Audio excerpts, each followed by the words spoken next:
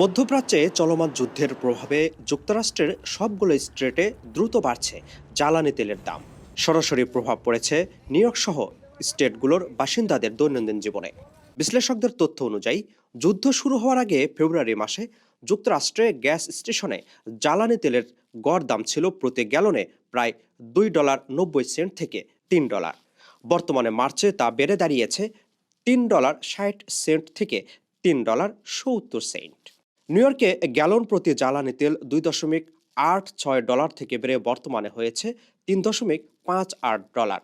ক্যালিফোর্নিয়ায় $4.80 থেকে $5.30। টেক্সাসে $2.70 থেকে হয়েছে $3.25। ফ্লোরিডায় $2.90 থেকে $3.20। ওয়াশিংটনে $4.30 থেকে প্রায় $4। গাড়ি ব্যবহারকারীরা বলছেন খুব অল্প সময়ের মধ্যেই প্রতি গ্যালনে প্রায় $1 পর্যন্ত দাম বেড়ে গেছে। জ্বালানি তেলের দাম বাড়ায় মাসের বাজেট হিসাব করা কঠিন হয়ে যাচ্ছে বলেও জানান তারা।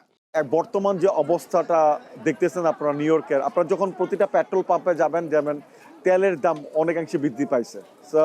সাডেনলি লাস্ট উইক আমি সবসময় আমার গাড়িটাকে যখন ফুল করতাম $36, নাও আমাকে চার্জ করতেছে $43 to $45, রাইট? তো আপনি যদি দেখেন 36 থেকে $40 to $45 is a lot of money increase হয়েছে। আমেরিকায় হুট করে অনেক তেলের বেড়ে গেছে দাম।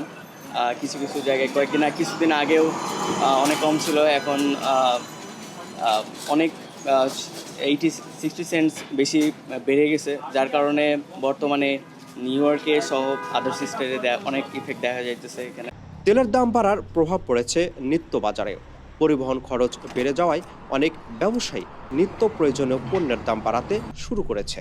তেলের দাম প্রতিদিন বাড়ছে লাফিয়ে।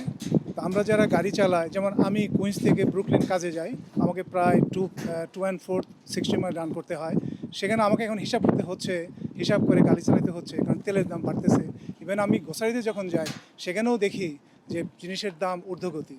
কাজে আমাদের এই তেলের দাম সব কিছুর উপরে প্রভাব ফেলছে। আমি চাই যে ইউএস সরকার চিন্তা করবে, কারণ আমাদের পকেট থেকে যাচ্ছে সমস্ত পয়সা। আমাদের খুবই কষ্ট হচ্ছে, শুধু আমার না, আমি মনে করি নিউ ইয়র্ক সিটির লক্ষ লক্ষ লোক যারা আছে তাদের সবারই এই অসুবিধা হচ্ছে। তেলের দাম আমাদের জীবনে প্রভাব ফেলছে।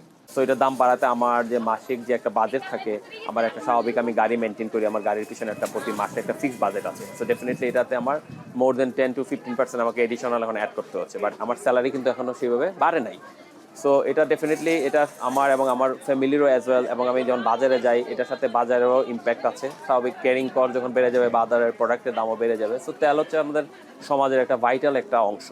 বিশেষজ্ঞরা বলছেন মধ্যপ্রাচ্যের সংঘাত দীর্ঘ হলে আন্তর্জাতিক বাজারে তেলের দাম আরও বাড়তে পারে, আর তার প্রভাব পড়বে যুক্তরাষ্ট্রের গ্যাস স্টেশন থেকে শুরু করে মানুষের দৈনন্দিন জীবনযাত্রায়।